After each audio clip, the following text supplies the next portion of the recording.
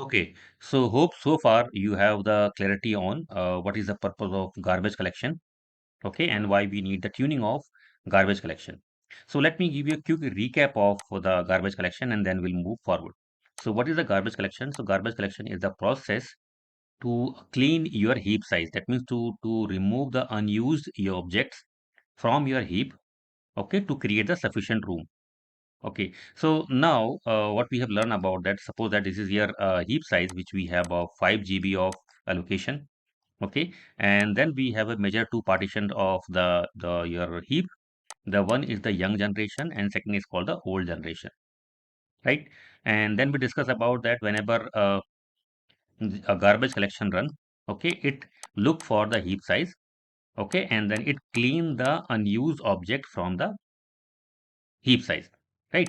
So if the garbage collection is running on the young generation size, okay, so this is called the minor GC, and when it is running the complete heap, including your old and young generation, okay, then it is called the major GC, right? It helps us to identify the proper heap size that is required for your JVM, right? So with proper GC tuning, you configure heap size with the XMS and XMX, so JVM has enough breathing room, right? And choosing a GC algorithm. Okay, so now this is the second part which is very important, which algorithm you have to select for your JVM.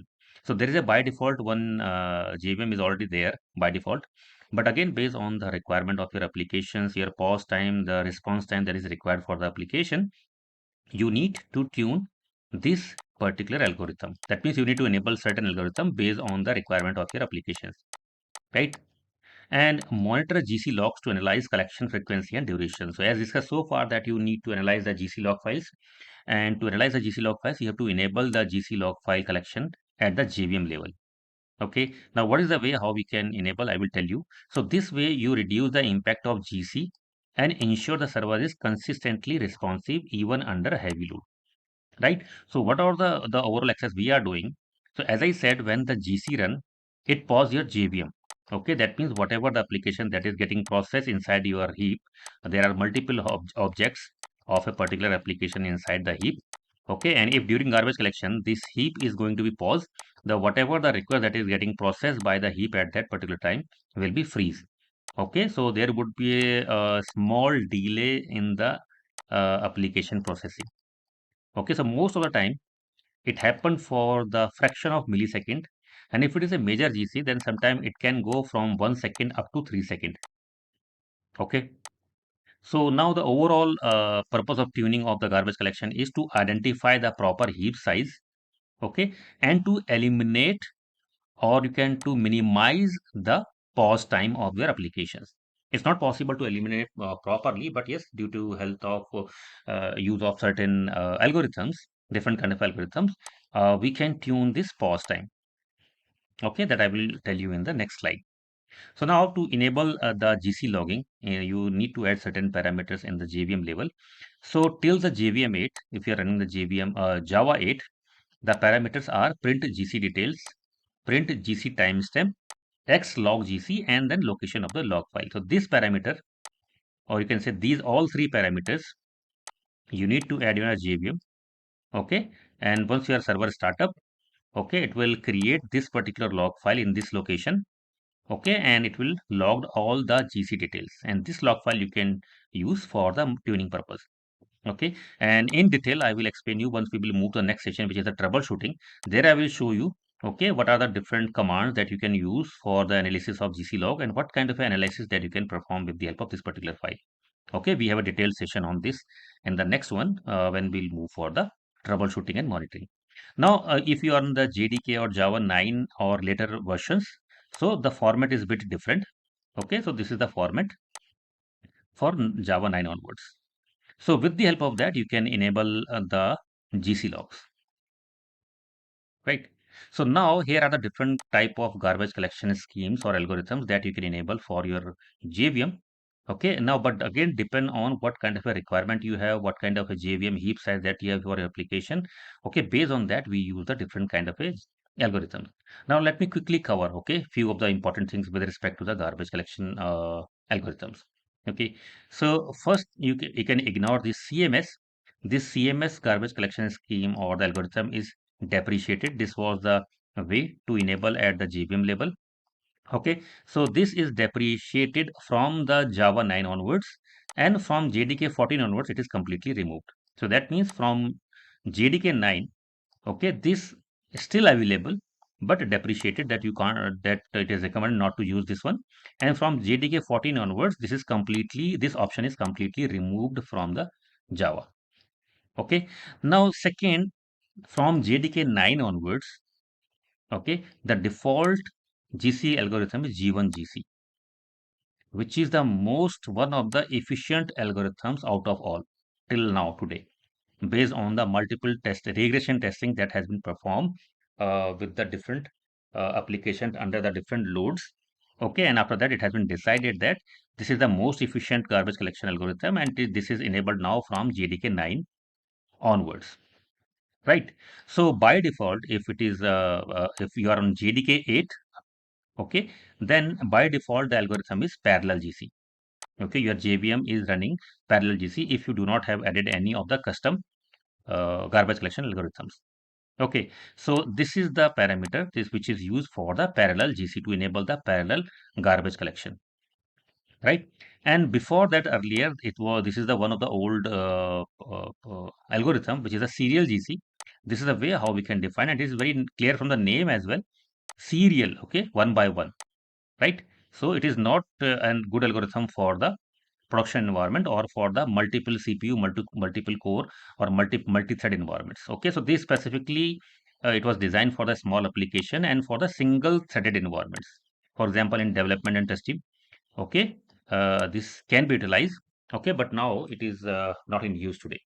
Right. So now we have eliminated few of the algorithms. The serial GC is not really required. We have eliminated this one from the list. CMS is depreciated from the 9 onwards, and from 14 onwards it is completely removed. Till JDK 8, the default is parallel GC. 9 onwards, we have G1 GC as a default algorithm.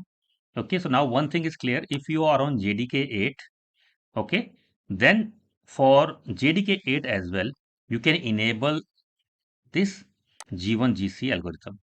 Okay, so this is definitely going to increase the performance of your application. Okay, even in the JDK 8, right? And apart from that, we have two more. The first one is GGC, okay, and second is Shenandoah GC. So these are the two more algorithms that is available. Okay, so this GGC is available from JDK 11 plus, okay, and Shenandoah is available from JDK 12 plus onwards.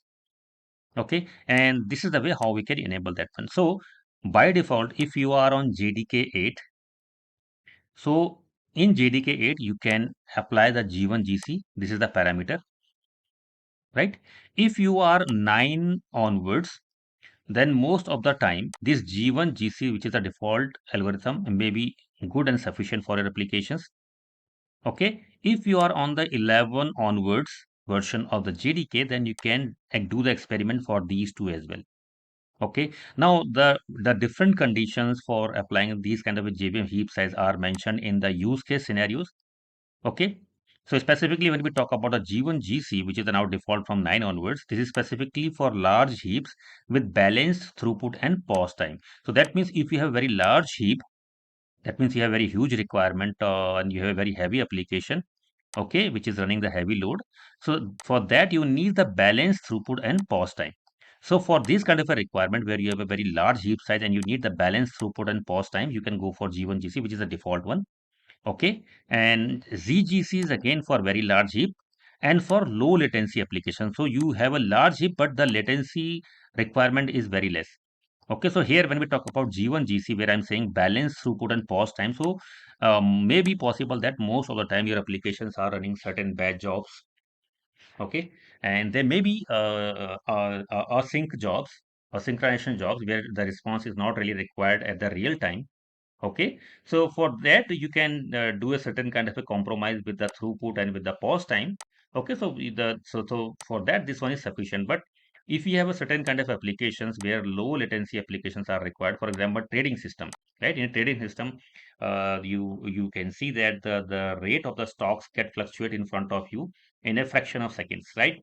The delay is not expected there when you are doing a trading for the stocks. So these kind of application where the latency requirement is very low and the heap is very large, for that you can go with the GGC. Okay, so now second, for the other one is Shenandoah. Okay, for that, the use case is low pause Java apps with large data sets or interactive response need. So if there is an interactive response is needed and low pause Java applications with large data sets are there, for that you can try this particular GC algorithm. Right. So these are the important garbage collection algorithms and details about that one.